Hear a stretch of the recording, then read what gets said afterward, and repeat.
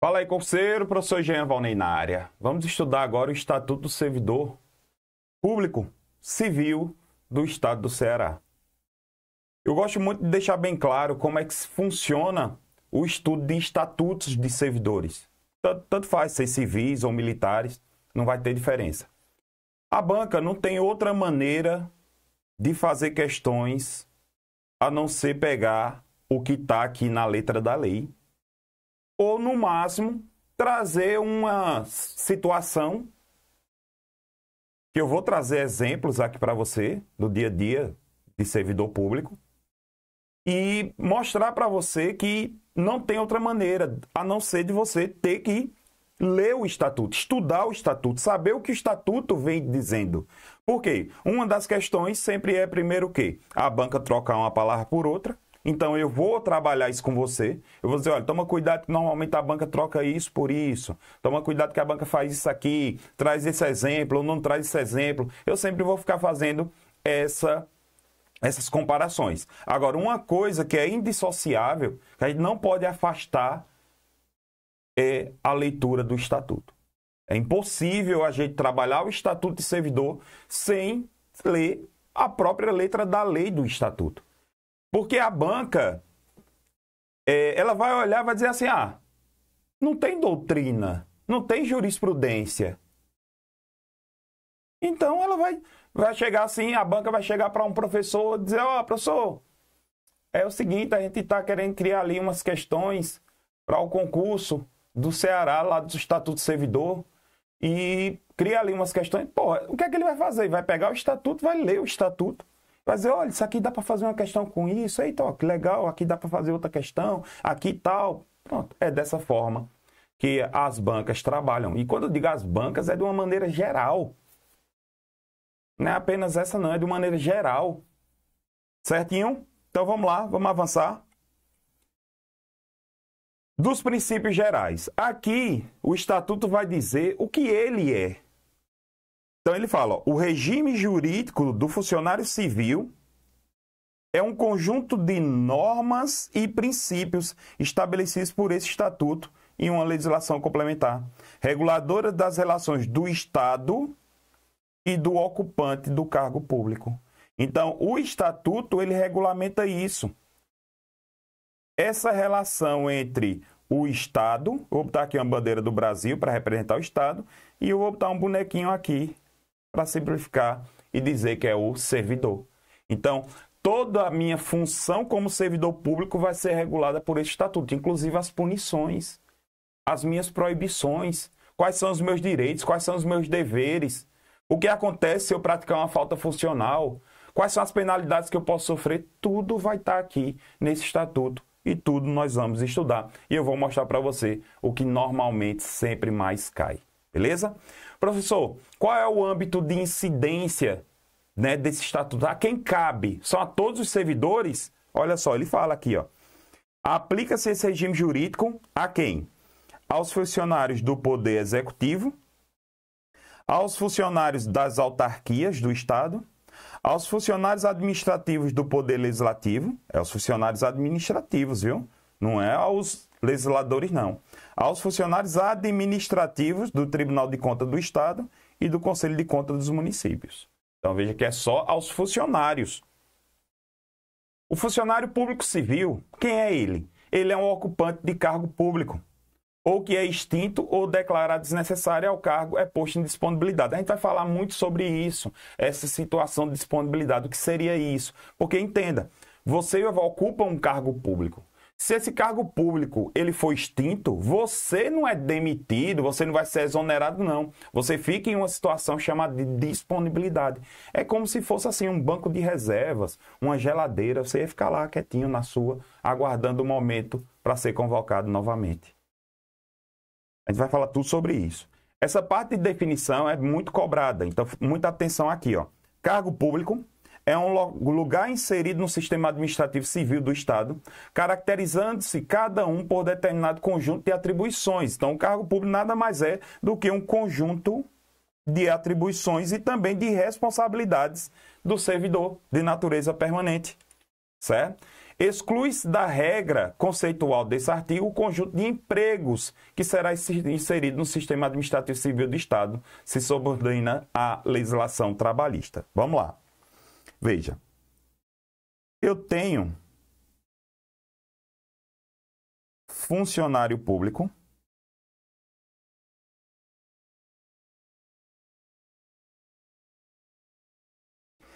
Ele é dividido em servidor estatutário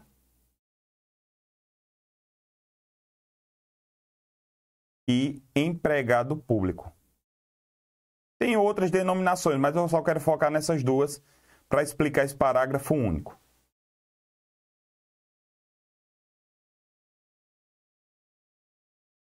Veja, quando eu falo servidor estatutário, é o servidor que é regido por essa lei, por esse estatuto aqui. Você está estudando, você vai ser estatutário. Só que eu tenho alguns cargos, principalmente em empresas públicas,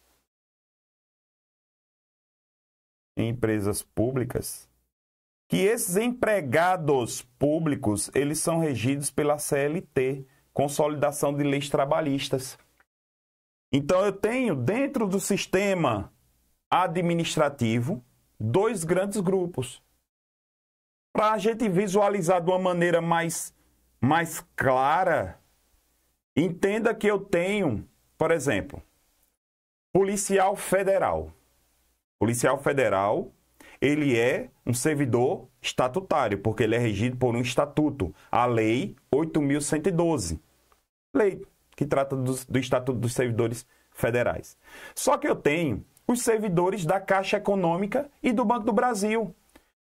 Mesmo sendo empresas públicas federais, né? Quando eu digo empresas públicas, uma é sociedade de economia mista e a outra é empresa pública, mas eu estou falando são órgãos federais, vamos chamar assim, para melhor deixar bem claro aqui. Então, a Caixa Econômica é uma empresa pública federal. O Banco do Brasil é uma sociedade de economia mista federal. Mas os seus funcionários, seus servidores, não são regidos pela Lei 8.112. Sabia disso? Eles são regidos pela CLT. É, CLT mesmo. Consolidação. Você, vamos lá, você trabalha numa sapataria, trabalha numa padaria, você não assina a carteira? Pronto. Você for trabalhar no Banco do Brasil, Banco do Nordeste, Caixa Econômica, você vai ser empregado público. Isso a gente trabalha lá em direito administrativo.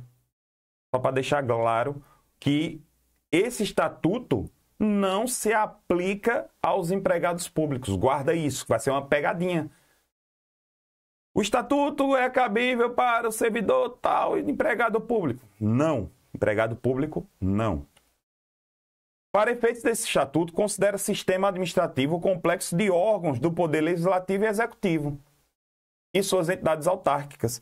Professor, qual seria aqui uma pegadinha? O aluno ligado à banca ia chegar e dizer assim: para efeitos desse estatuto, considera sistema administrativo o complexo de órgãos do Poder Legislativo, Executivo e Judiciário. A banca colocaria ali Judiciário. Sacou a maldade aqui? Então, por isso que eu digo, é imprescindível que você leia a letra do Estatuto. Né? Provimentos de cargos. Os cargos públicos do Estado do Ceará são acessíveis a todos os brasileiros. Leia-se, quando a lei fala apenas brasileiros, você deve incluir brasileiros natos e brasileiros naturalizados. São os dois. Observadas as condições prescritas em lei ou em regulamento. De acordo com a natureza dos cargos, o seu provimento pode ser de caráter efetivo ou em comissão. A gente vai tratar das nomeações de caráter efetivo e também em comissão. O cargo e comissão serão providos de livre nomeação da autoridade competente, dentre as pessoas que possuam aptidão profissional e que reúnam as condições necessárias à investidura, conforme dispuser o regulamento. Cuidado! Quando eu falo que um cargo em comissão ele é de livre nomeação, ele também é de livre exoneração. Professor, Me diga o que seria livre nomeação e livre exoneração. É uma discricionariedade do chefe. Eu nomeio quem eu quiser. Eu não preciso dizer para quê. Eu não preciso dizer por que eu estou contratando aquele servidor para um cargo comissionado. Eu sou governador do estado, quero colocar um cara para ser secretário de educação. Eu não preciso dizer de forma alguma por que eu vou colocar ele como secretário de educação. Eu não preciso. Eu não preciso. Entendeu? Então é dentro desse contexto. Cuidado, que lá no âmbito administrativo, e a banca pode vir com uma certa maldade, esses cargos em comissão, eles são chamados de cargos ad nuntum. Ad nuntum. Professor, o que significa ad nuntum? Livre nomeação e livre exoneração.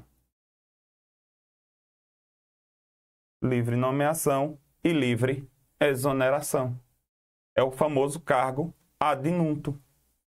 Certo? Então, é uma nomenclatura usada no âmbito administrativo, mas se no seu edital também tiver direito administrativo, eu ia falar uma palavra mais, já entendeu? A banca pode chegar e trazer aqui também. Sacou? Isso são as maldades que as bancas podem criar, né? A escolha dos ocupantes do cargo de comissão poderá recair ou não, olha só que interessante, em funcionário do Estado na forma de regulamento. Ou seja, eu posso chamar um cara que é funcionário do Estado ou não, tanto faz. Tanto faz. No caso de recair a escolha de servidor de uma entidade da administração indireta, ou em funcionário não subordinado à autoridade competente para nomear, o ato de nomeação será precedido de nada necessária requisição. Seria assim. Eu sou governador do estado. Tem um cara que trabalha em uma autarquia, que é uma administração indireta, faz parte da administração indireta.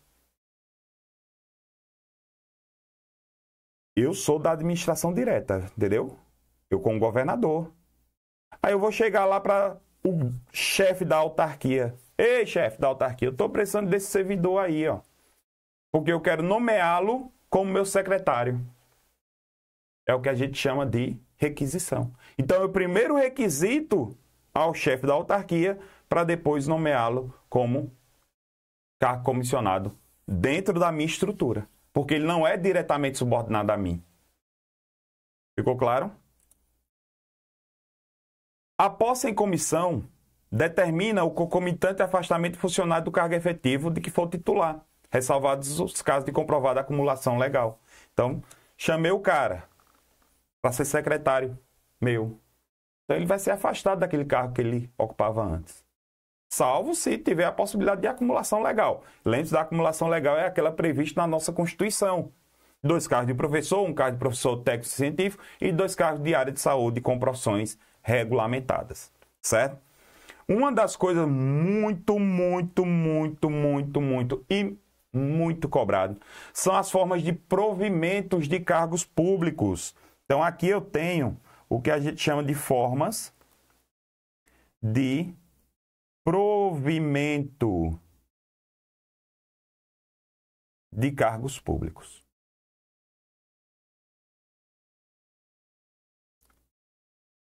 Forma que eu ocupo o cargo público.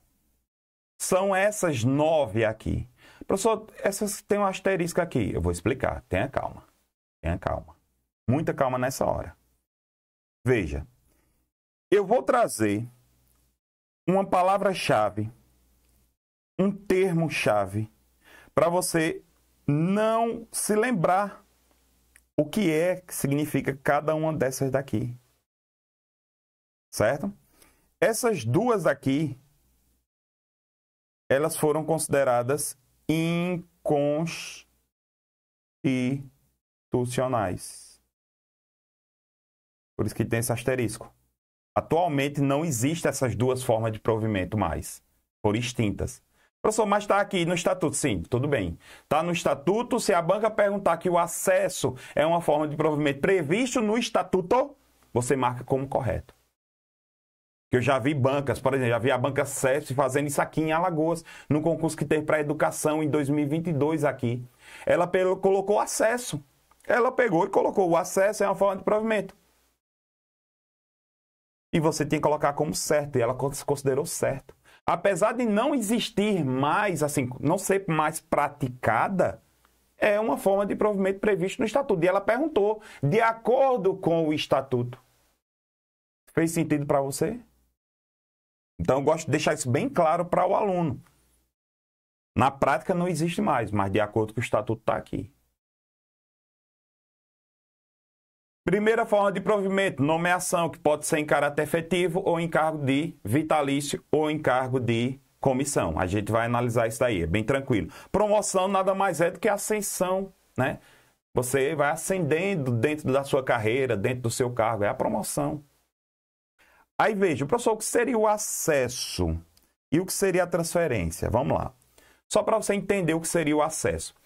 A nossa Constituição, desde 88, ela diz assim, que só pode ocupar cargo público por meio de concurso público de provas ou de provas e títulos. Então, qualquer forma de provimento sem concurso público de cargo público, salvo os cargos em comissão, entendeu? É considerado inconstitucional. O acesso e a transferência, elas foram consideradas inconstitucionais por conta disso, porque era assim, ó. Olha o acesso como era. Você era agente de polícia civil. Agente de polícia civil. Aí você está lá, trabalhando, vai sendo promovido, vai subindo na carreira, chega até o último nível na carreira de agente de polícia civil. Só que ainda você tem ali, vamos lá, 6 anos ainda para tirar. Quando eu digo 6 anos para tirar, é 6 anos para trabalhar, para poder se aposentar. Você ainda tem 6 anos para tirar. Aí o que acontece? Você não pode mais ascender. Ou seja, você vai passar 6 anos ganhando a mesma coisa. Aí o que é que faziam antigamente esse acesso? Você era agente de polícia, ascendia para outro cargo. Normalmente, ou para o cargo de escrivão, ou, em muitos estados, o cara se tornava delegado. Ou seja, o cara ficava tanto tempo na carreira como agente, que ainda tinha tempo ainda para ser tirado, que o cara é promovido para delegado. Entendeu? Veja, o cara era agente, ocupou um cargo público sem o devido concurso público. Por isso que isso foi considerado inconstitucional. Se você pegar a Lei 8.112, digita aí no Google, Lei 8.112, abra ela, procure lá, o acesso à transferência, eles estão riscados. E lá tem assim, a DIN, tal, se não me engano, de 99. Professor, e a transferência, como era? Muita gente acha que a transferência é a remoção. Não, não, não. Transferência é uma coisa, remoção é outra. Remoção é você sair, por exemplo, policial civil em Fortaleza foi transferido para Juazeiro do Norte. Pronto. Isso é uma remoção. A transferência era assim, ó. Eu, professor de matemática no estado do Ceará. Conheço ali um deputado, conheço ali um senador, que tem um contato com o governador, que conhece um ali, conhece outro deputado.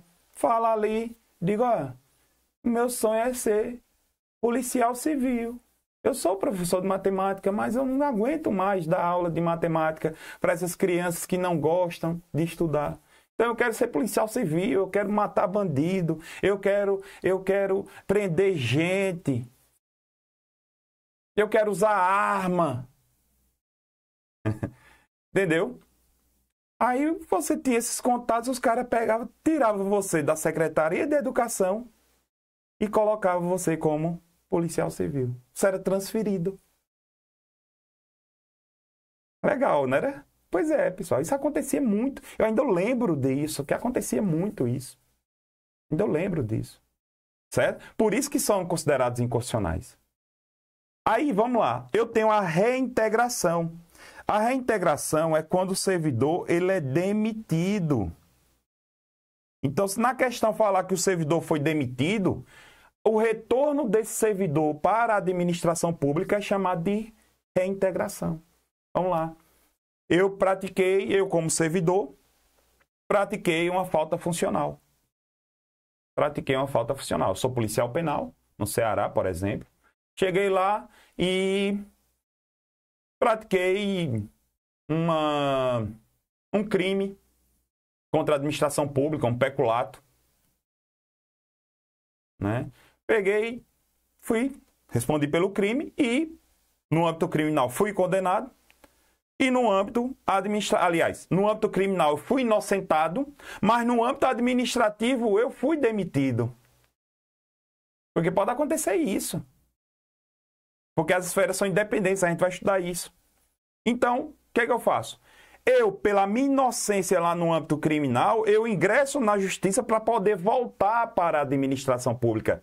E esse meu retorno, se eu vencer, esse meu retorno é chamado de reintegração. Eu serei reintegrado ao serviço público. Show de bola? Eu serei reintegrado. Seria chamado de reintegração. De boa, tranquilidade, firme e forte. Pois é. Então, guarda isso. A banca vai lá, funcionário público foi demitido e depois conseguiu, no âmbito administrativo ou judicial, retornar ao serviço público. O nome desse retorno é reintegração. Acabou. Falou em demitido, é reintegração. Aproveitamento é quando o servidor ele está em disponibilidade.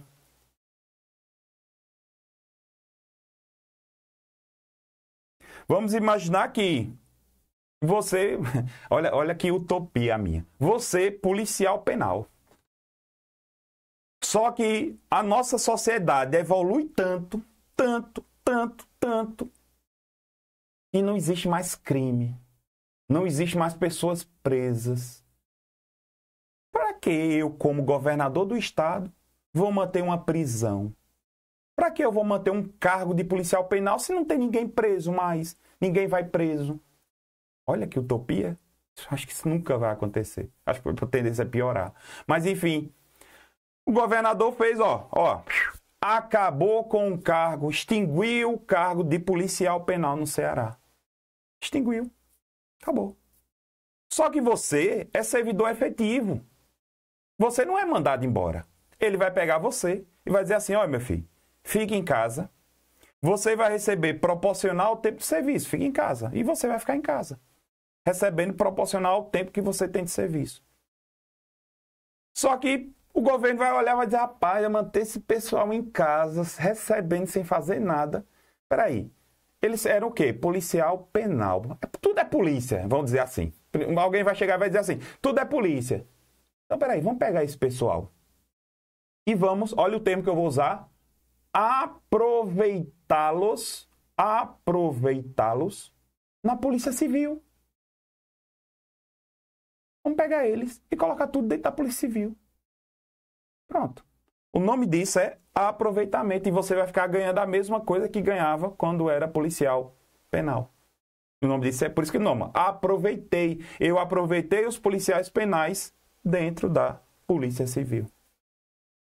Fechou? Então, palavras-chave, guarda isso. Ó. Reintegração, demitido, aproveitamento é o servidor em disponibilidade. A banca vai dizer, o servidor estava em disponibilidade e retornou para o serviço público. Como é o nome desse retorno? Aproveitamento. Reversão. Só você tem esse V aqui. Só você lembrar de velho. Lembrou de velho, lembrou de aposentado.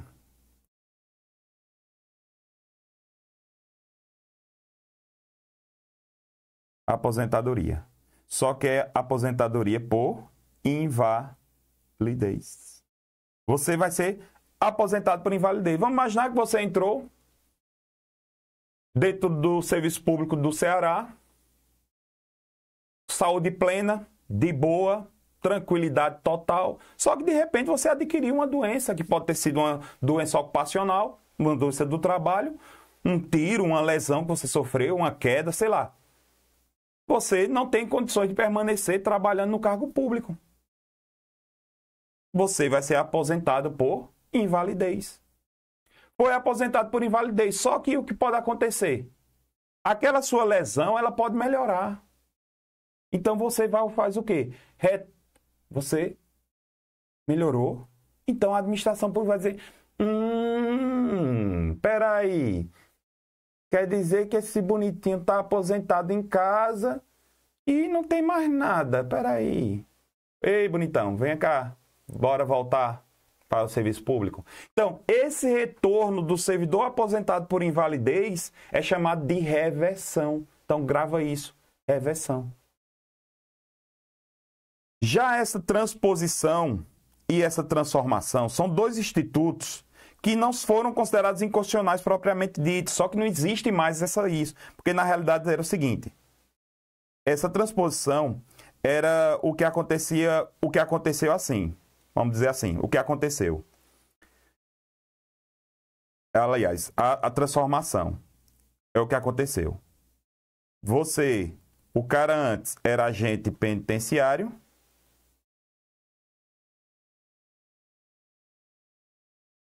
e agora é policial penal.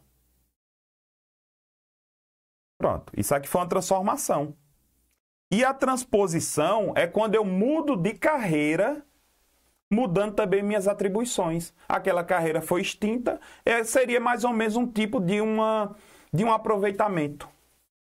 Certo? Seria como se fosse um tipo de um aproveitamento. Eu mudei de carreira, a carreira foi extinta e tal.